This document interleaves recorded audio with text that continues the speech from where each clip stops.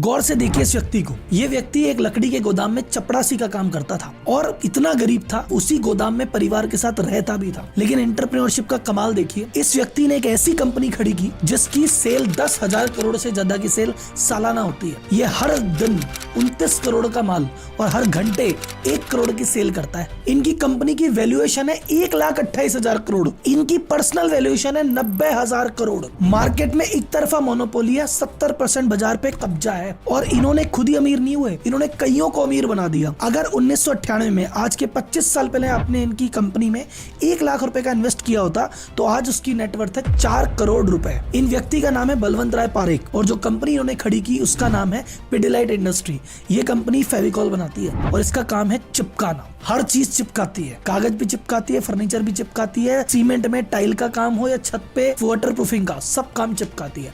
आज की डेट में चिपकाने का कोई भी काम करो, पैसा पिडिलाइट की जेब में ही जाएगा। जैसे हम पेस्ट को कोलगेट कहते हैं ना, कोलगेट देना, और पानी को बिस्लेरी कहते हैं, वैसे चिपकाने का कुछ भी काम हो हमको याद आता है फेविकॉल। तो आज की केस स्टडी में सीखेंगे कैसे एक पियोन ने इतना बड़ा साम्राज्य खड़ा कर दिया कि बड़ी बड़ी कंपनियों के MBA भी इनके केस स्टडी से सीखते हैं। इनकी कहानी में प्रोडक्ट के, पैकेजिंग के, मार्केटिंग के, फाइनेंस के ऐसे ऐसे लेसन है, बड़े बड़े MBA और CS शर्मा जाएंगे। ये केस स्टडी हर व्यापारी को जो व्यापार कर रहा है या करना चाहता है, या हर वो स्टूडेंट जिसके मन में बिजनेस करने की इच्छा है, उसको देखनी चाहिए। और ये जिम्मेदारी आपकी है कि अगर ये वीडियो आपके दिल को छू जाए या आपको सिखा जाए तो इस वीडियो को कम से कम 10 लोगों के साथ और शेयर करना है। और उससे पहले एक सब्सक्राइब का बटन होगा, उसको क्लिक कर दो। हम अमिताभ बच्चन तो है नहीं कि हमारी वीडियो देखने का टिकट लगेगा, हमारा यही टिकट है, प्यार से दे दो यार, दबा दो बटन। तो एक चपरासी के 90,000 करोड़ का आदमी बनने की कहानी सुनने के लिए तैयार? इसी प्रॉमिस के साथ जनता जनार्दन को जय बोल के करते हैं वीडियो की शुरुआत।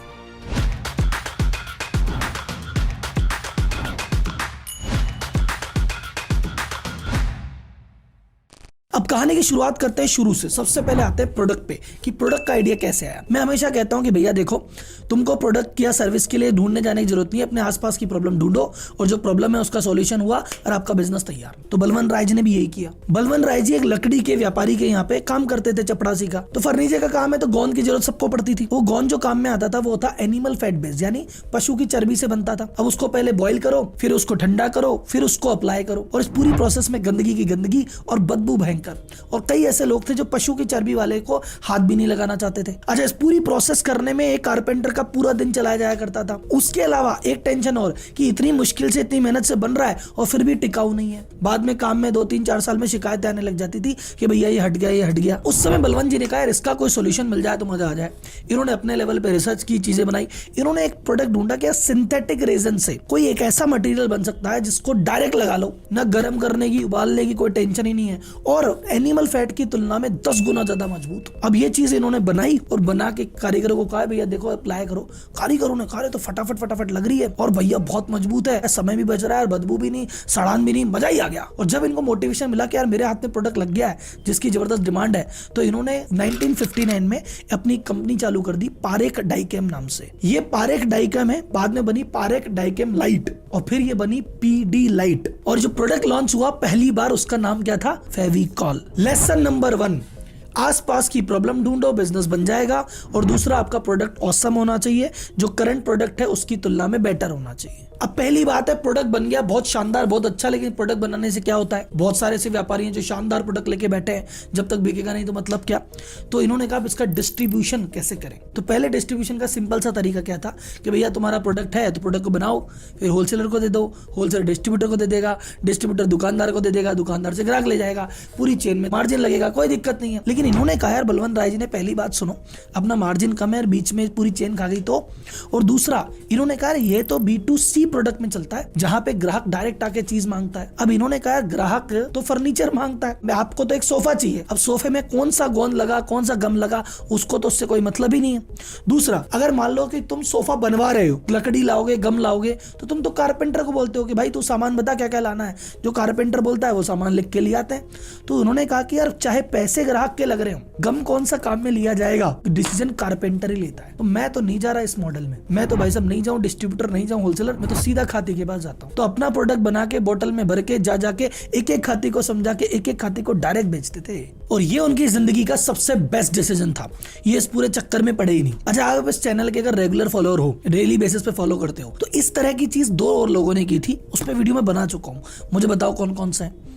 मैं आपको हिंट देता हूँ, मैं आपको बता ही देता हूँ, छोड़ो। एस्ट्रल ने यही काम किया था प्लम्बर के साथ। एस्ट्रल पाइप ने प्लम्बर को कहा कि भाई तुम्हारे साथ आ। एशियन पेंट्स ने यही काम किया था पेंटर्स के साथ। वो पेंटर से डायरेक्ट गए थे, चैनल को स्किप कर दिया था। तो बिजनेस लेसन नंबर 2, अपने ग्राहक को समझो। असली ग्राहक कौन है भैया? इन्फ्लुएंसर को समझो कि भाई जो पैसे देता है वही ग्राहक नहीं है। उस डिसीजन को इन्फ्लुएंस कौन करता है? जैसे बच्चों के जितने भी आइटम है उसमें पैसे तो पापा के लग रहे हैं, लेकिन वो डिसीजन लेने के लिए तो बच्चे ही बोलते हैं। तो उसमें मेन ध्यान बच्चों पे देना है। तो आप ये देखो कि आप जो प्रोडक्ट या सर्विस बेच रहे हो उसमें डिसीजन ले कौन रहा है। अब आते हैं मार्केटिंग फेज 1। शुरुआत में मार्केटिंग कैसे की? इनको एक बात पता पड़ गई कि हमारा भगवान कौन है? कारपेंटर। यही सारा काम करते हैं। इन्होंने बनाया FCC। ये क्या होता है? Fevicol champions club. इसमें क्या किया, सारे कारपेंटर्स को इनवाइट करते थे कि भैया आज आप आओ हमारे, हम आपको ट्रेनिंग देंगे, नए नए टूल देंगे, तुम्हें लकड़ी देंगे, डिजाइन बनाना सिखाएंगे, बहुत सारी तुम्हारी स्किल डेवलपमेंट करेंगे। काइट फेस्टिवल करवाते थे, तीर्थ यात्राओं पे ले जाते थे, चाय नाश्ता करवाते थे, कोई बारात जैसा स्वागत करते थे। तो आप बोलो सर जी इतना सब करने का इनका क्या फायदा? पहली बात, जिनका ऐसा बारातियों जैसा मस्त स्वागत होता है, जो ये नई डिजाइन देखते हैं, नई चीजें सीखते हैं, तो वो कहते हैं भैया हमारा किसने किया? फेविकॉल ने। तो बाजार में जाके जब कोई चीज बाय करते हैं, फेविकॉल की बाय करते हैं। दूसरा, इन गैदरिंग को यूज करते थे नए प्रोडक्ट के लॉन्च में कि भैया एक नया प्रोडक्ट किया है तो देखो ये नया प्रोडक्ट लॉन्च किया, देखो जी कैसा चलता है, इस पे अपना फीडबैक बताओ क्या है। और इनसे नए नए बाजार के इनसाइट लेते थे कि बताओ जी बाजार में आजकल क्या चल रहा है, किस चीज की डिमांड है। तो नए प्रोडक्ट को डेवलप करने में, उसको टेस्ट करने में और उसको लॉन्च करने में गैदरिंग का बहुत ज्यादा यूज होता था। जैसे कुछ एग्जांपल कि गैदरिंग में किसी ने कह दिया सर जी जहां पे है ना हम फर्नीचर का कोई प्रोडक्ट बनाते हैं और अगर वहां पे पानी आता है ना तो भाई साहब बहुत दिक्कत आती है, प्रोडक्ट लंबा चलता नहीं है। अच्छा ऐसा होता है? इन्होंने बना दिया फेविकॉल मरीन। इन्होंने कहा अरे सर जी वो फर्नीचर वगैरह बनाते हैं ना और वो धूप में है ना वहाँ खराब हो जाता है। तो इन्होंने कहा अच्छा, इन्होंने बना दिया हीटेक्स। इन्होंने कहा सर बड़े बड़े प्रोजेक्ट होते हैं ना तो वहां पे ऐसा टाइम बहुत लगता है ऐसे धीरे धीरे करने में, इन्होंने बना दिया स्पीडेक्स। तो जैसे जैसे फीडबैक लेते अच्छा बाजार में ये कमी है, सुनी, लॉन्च कर दिया नया प्रोडक्ट, इन्हीं से टेस्ट करवा लिया और इन्हीं से इसको बाजार में फैला भी दिया। और ऐसे ही फीडबैक के चलते इन्होंने टाइल के लिए, मार्बल के लिए, सीलिंग के लिए दुनिया भर के प्रोडक्ट इन्होंने लॉन्च किए। और आज की रेट में जो FCC है, ऐसे छोटे मोटे 380 क्लब है और टोटल 40,000 कारपेंटर फेविकॉल से डायरेक्ट जुड़े हुए हैं आज भी। तो फेविकॉल ने कहा जिसकी जैसी जरूरत है उस हिसाब से काम करो, और यही बाजार का रूल है। बाजार के हिसाब से चलोगे तो भैया बहुत पैसा मिलेगा, चाहे बिजनेस हो या जॉब। तो बिजनेस वालों को तो मैंने बता दिया, आगे और बताऊंगा। अगर कोई व्यक्ति जॉब कर रहा है या करना चाहता है, चाहे एक्सपीरियंस है चाहे फ्रेशर है, आज के बाजार के अकॉर्डिंग जॉब करेगा तो भैया अच्छा पैकेज मिलेगा, पुराने तरीकों में पड़े रहोगे तो नहीं मिलेगा। तो भैया आज बाजार में चल क्या रहा है? आज बाजार में एक चीज चल रही है, बिजनेस छोटा हो या बड़ा, डेटा का एनालिसिस करने की जरूरत सब व्यक्ति को है। छोटी कंपनी चाहे उसको स्टॉक का मैनेजमेंट करना हो, चाहे अपना प्रॉफिट समझना हो, प्रोडक्ट समझना हो, मार्केटिंग करनी हो, या रेटिंग एजेंसी हो, चाहे पॉलिटिकल एजेंसी, सबको चाहिए डेटा का एनालिसिस। पर डेटा का एनालिसिस करने वाले लोग मिलते कहाँ हैं? और जब लोग कम मिलते हैं, सप्लाई कम है और डिमांड ज्यादा है, तो भैया पैकेज जाते हैं हाई। आज के दौर में डेटा एनालिस्ट की एवरेज सैलरी 8 लाख से जाके 36 लाख तक जाती है। अगर आप naukri.com में जाके देखोगे तो लगभग 15 लाख से ज्यादा वैकेंसियां हैं जो कि डेटा एनालिस्ट की निकली हुई है और लोग मिल नहीं रहे। तो अगर आज के दौर में आप में डेटा एनालिस्ट की स्किल है या वो क्वालिफिकेशन है तो ये जॉब आप आसानी से पा सकते हो और अपग्रेड कर सकते हैं। पर आप बोले राहुल जी हम ऐसा कोई हमें कोर्स ही नहीं पता, हमको नॉलेज ही नहीं है, कैसे करें? राहुल जी आपकी बात सही है, ये जॉब अच्छी है, इसमें पैसे अच्छे मिलते हैं, पर बने तो बने कैसे? तो सर जी एक कंपनी है कोडिंग इन्वेडर। ये एक ऐसा प्लेटफॉर्म है जो आपको स्क्रैच से डेटा एनालिस्ट बनाने की तैयारी कराता है, उसके रिलेटेड कोर्स करवाता है और आपको तैयार करता है 8 महीने में एक डेटा एनालिस्ट बनने में। इसका जो मॉड्यूल है थ्योरेटिकल नहीं है, बाकायदा प्रैक्टिकल है और इंडस्ट्री के जो बड़े बड़े दिग्गज है, फिलिप्स के, सैमसंग के, इन दिग्गजों ने अपने हाथ से इसको तैयार किया है। थ्योरी के साथ साथ आपको पूरे कोर्स के दौरान मेंटरशिप भी मिलती है ताकि आप कोई अटके या कोई सवाल हो, क्वेरी हो तो डायरेक्ट इनसे पूछ सके। अब इधर आपकी पढ़ाई तो चल रही है, लेकिन भैया जॉब कैसे लगेगी? तो जॉब लगवाने में भी ये लोग काफी मदद करते हैं। ये आपके मॉक इंटरव्यू मदद करते हैं, आपके CV बनाने में मदद करते हैं, आपको सही जगह प्लेस करवाने में मदद करते हैं।